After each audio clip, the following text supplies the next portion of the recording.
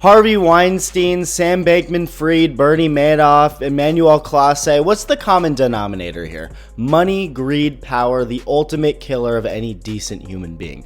The shit people will do for money specifically is fascinating. The shit it'll do to someone's head. It's like the Green Goblin mask. It turns you into a monster. Yeah, I'm the best reliever in baseball. I'm on the way to being guaranteed $100 million in a few years in free agency. But let me throw my whole life away for $12,000. Jesus, Cleveland really that bad? Is Guantanamo Bay really a better alternative? Damn. So thank you for being here, subscribed or not. And if you haven't joined the 49% elite humans, consider hitting that button if you like the videos. So back in early July, MLB started investigating Cleveland Guardians pitcher Luis Ortiz after a betting integrity firm flagged a couple of pitches that had gotten unusual gambling activity. This pitch, this one against the Mariners, a first pitch slider low and away, and this one against the Cardinals, first pitch slider headed toward the first base dugout. And speaking of that Green Goblin mask, J.K. Simmons, aka James Jonah Jameson himself, just so happened to be in the broadcast booth that day. Who's the photographer who takes the pictures of Spider-Man?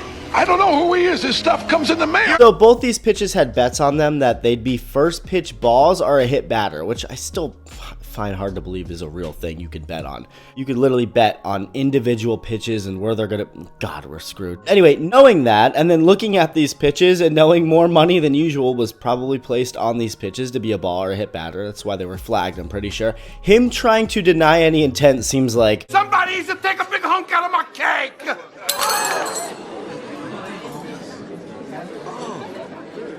What y'all looking at? I ain't had no cake. Better mind your damn business. But then, like a game of Among Us, another imposter was found a month later, or at least investigated into. But just like Ortiz, Emmanuel Clase immediately seemed Hall of Fame cooked. Now, Ortiz is just some decent starting pitcher, so his name alone wasn't going to get people going crazy, but Clase definitely would. A guy who's been maybe the best reliever in baseball for 3 to 4 years now. Remember, Ortiz had 2 pitches flagged? Clase had 8! And when looking back at a lot of these first pitches by Clase, it felt like he almost had a big letter on the back of his jersey just pleading his guilt. Like, I want the whole world to know that I'm doing this on purpose. Like, it's so obvious. I mean, look at this. And it especially seems on purpose given the context of who we're talking about here. Emmanuel Clase has some of the best command and control in the game. Bro barely walks anybody. It's part of what's made him so great. Of course, he's not perfect, obviously, but he of all people is going to know where the baseball is going, especially on the first pitch of an at-bat, first pitch of an inning. Even wild pitchers don't usually spike first pitch breaking balls. So the last few months have been them under administrative leave being investigated, but it became clear this was just a matter of when, not if, they were getting busted. Like, it basically just became a situation of, oh, they're guilty. They just, need to know every detail of how guilty they really are.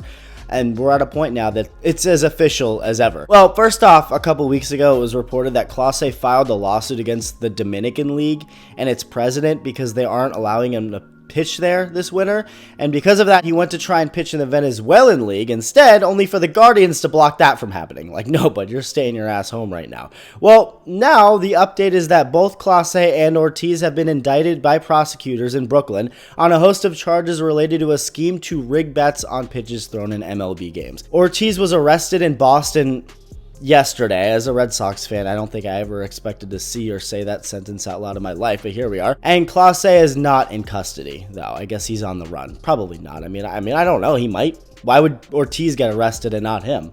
So maybe he is on the run. Even if he's not, I'm just going to say he's on the run because it sounds more interesting. Now, what's kind of shocking is how far back this whole thing apparently goes, as early as May of 2023.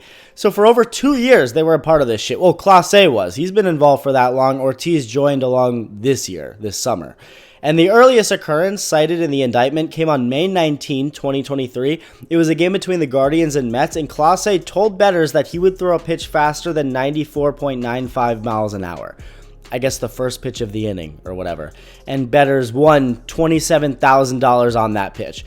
On that one pitch, they won that much money. Weeks after that, bettors added a leg to a parlay. I don't even know what any of these words mean. They bet on a pitch to be a ball and for that ball to be slower than 94.95 miles an hour. Clase did it. He spiked a slider at least 5 feet in front of home plate.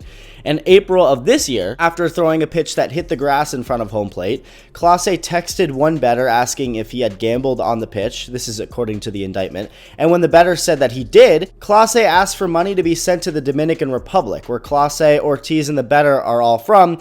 And he said the reason was for quote-unquote repairs at the country house. Bullshit. Apparently, Ortiz was paid $5,000 for throwing that pitch against the Mariners, and Clase was also given $5,000 for facilitating it. So he was like the ringleader, I guess, on Cleveland.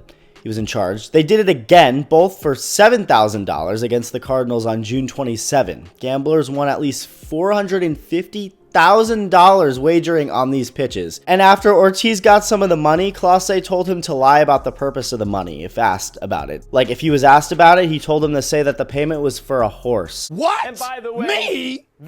Yes, there. Now here are all the pitches cited in the indictment from Clase over the years. So they're all first pitches of an inning, pitches that again were bet on to be a ball or hit batter. So let's go over to Minnesota!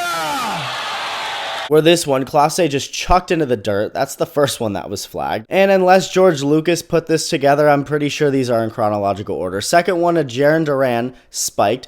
Bobby Witt, it's almost like Clase had beef with a bug somewhere in the grass. Next one, low and in, slider. Max Kepler, first pitch cutter, down and in. Same thing to Jake Bowers on the Brewers, but it's a slider.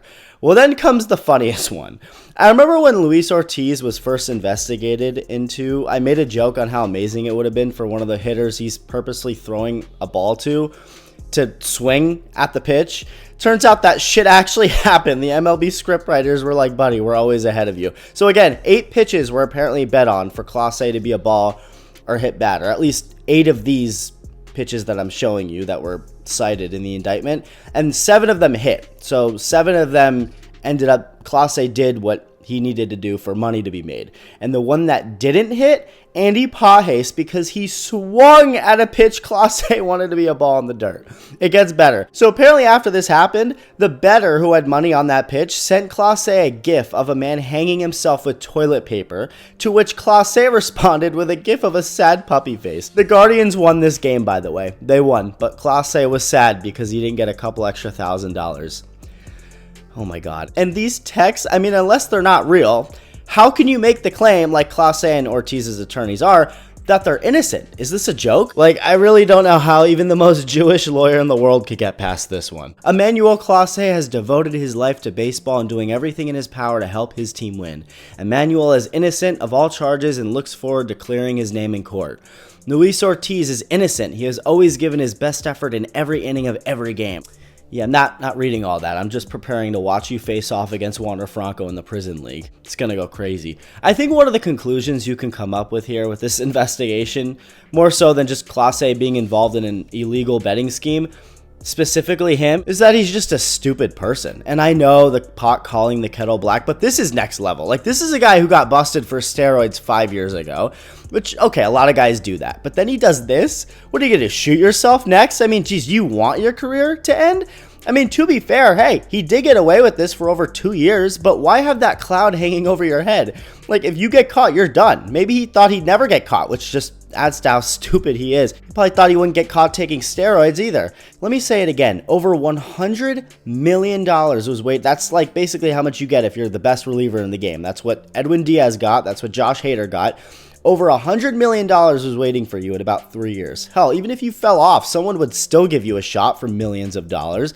You're still going to make very good money, even if you're not that great, let alone if you are great and you continue doing what you've already been doing. But now let me throw that away for several $1,000s. Same with Ortiz. And it's not just their careers. Again, they're facing up to 65 years in prison if convicted on all charges. This was actually Ortiz talking to Clase about that. You'll be in a padded cell forever. Maybe we could share one. It amazes me how someone can be so talented at something so difficult to be talented at, like pitching in the big leagues, yet have this going on inside. It's truly remarkable. Of course, it's the greed too. What you have is never enough. There's always more to gain, even if just a little. Well, I hope it was worth it. That's all for now. Love you. Bye.